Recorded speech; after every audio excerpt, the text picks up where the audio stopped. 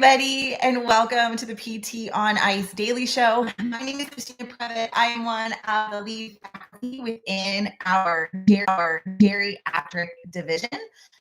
And today I wanted to talk to you about something that we see a lot as we talk to clinicians across the country, across North America, sometimes internationally, about some of the barriers to implementing some of these exercise interventions that we know are so relevant and helpful to get our older adults as strong as possible, give them as much reserve as possible.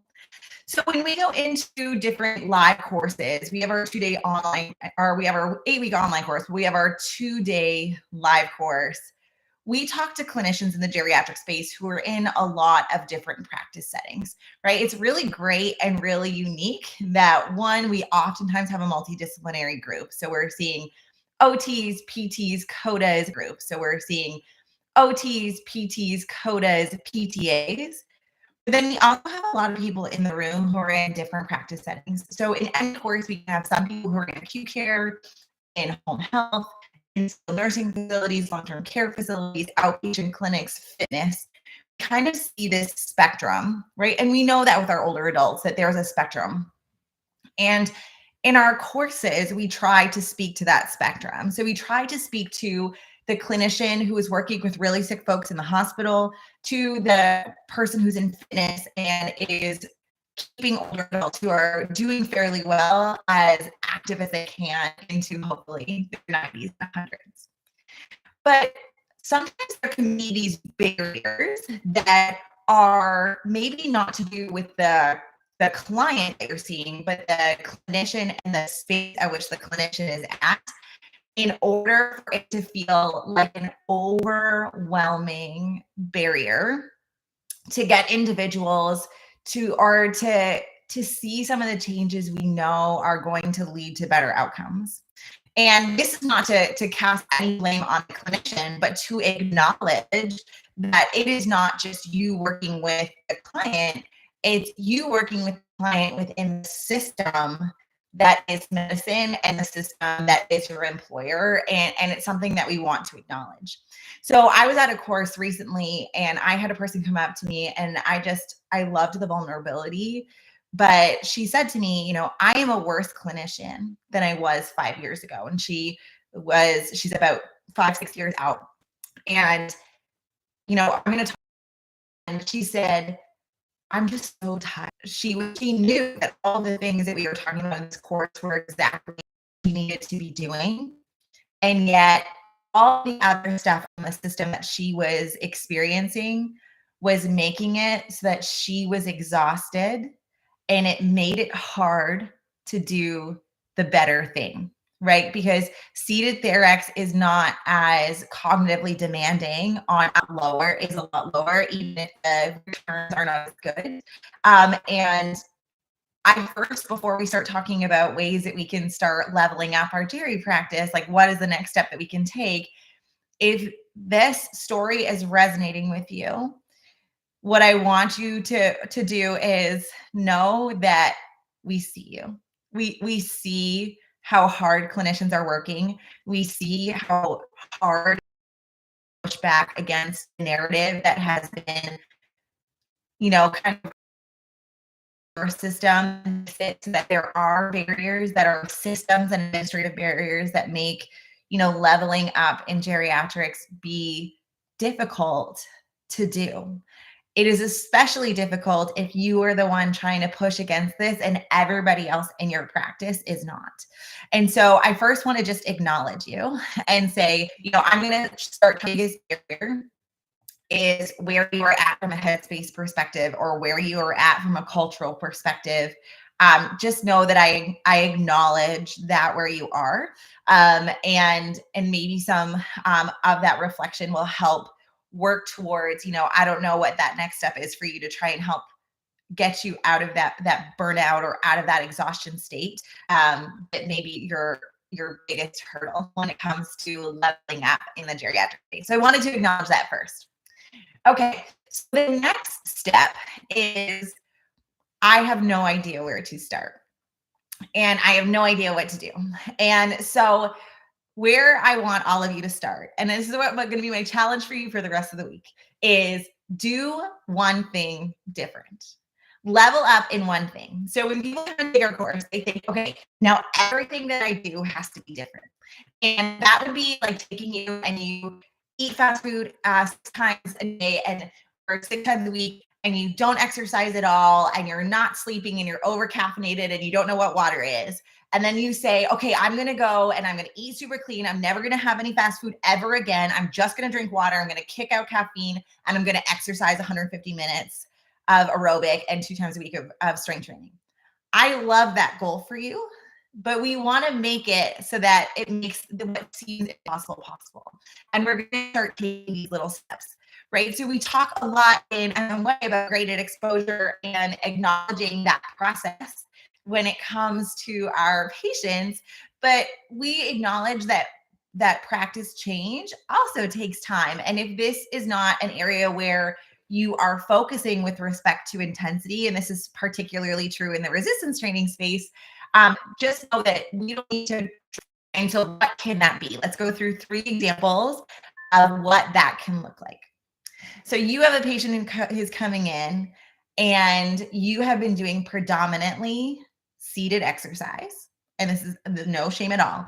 This is where you're at with this person. They're tired, their joints are irritable, and you know that you're going to have to do a lot of pressing to get that session to be mostly standing.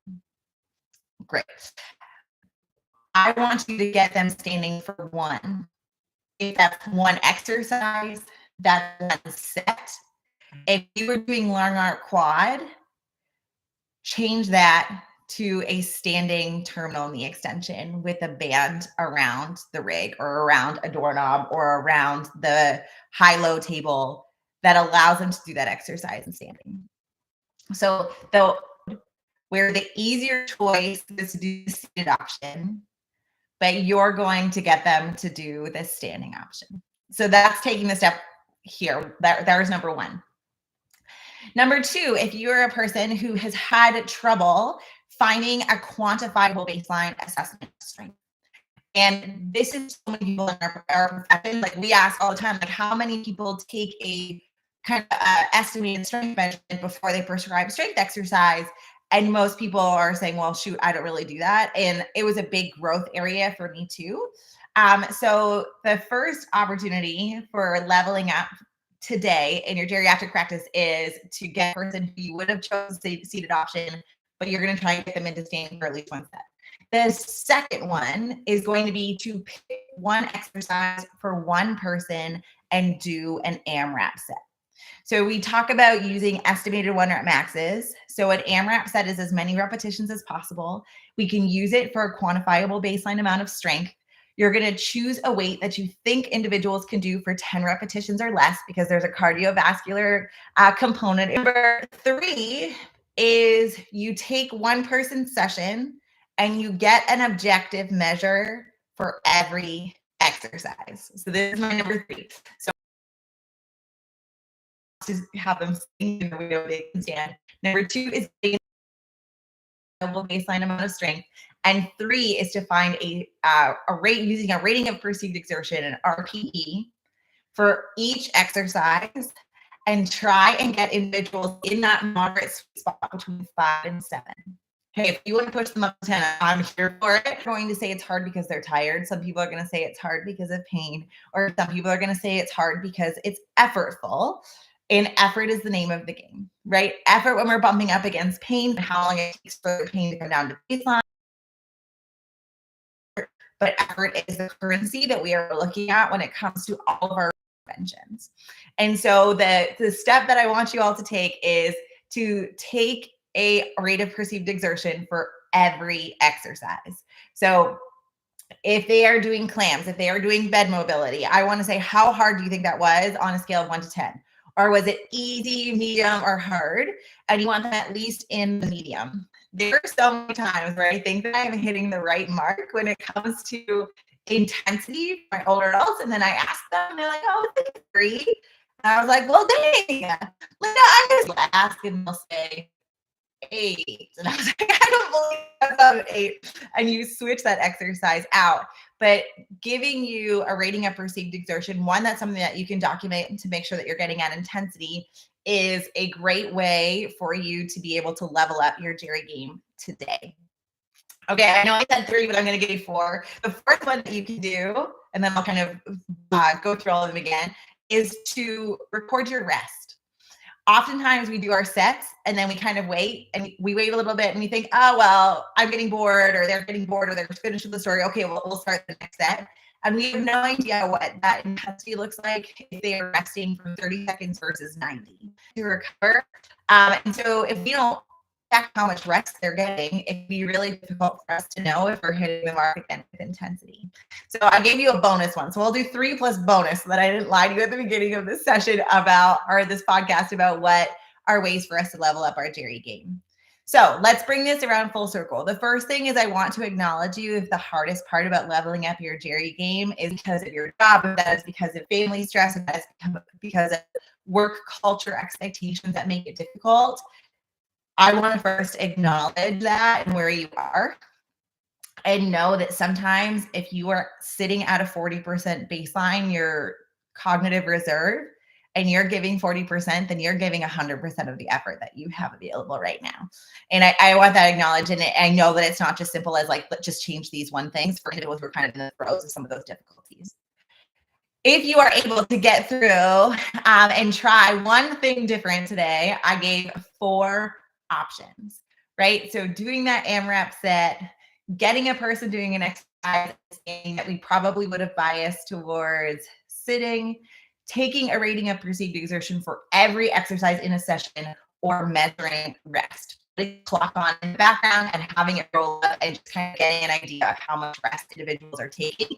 You'd be surprised how much of our exercises or our interventions are gone because of us taking longer rest intervals than are probably necessary.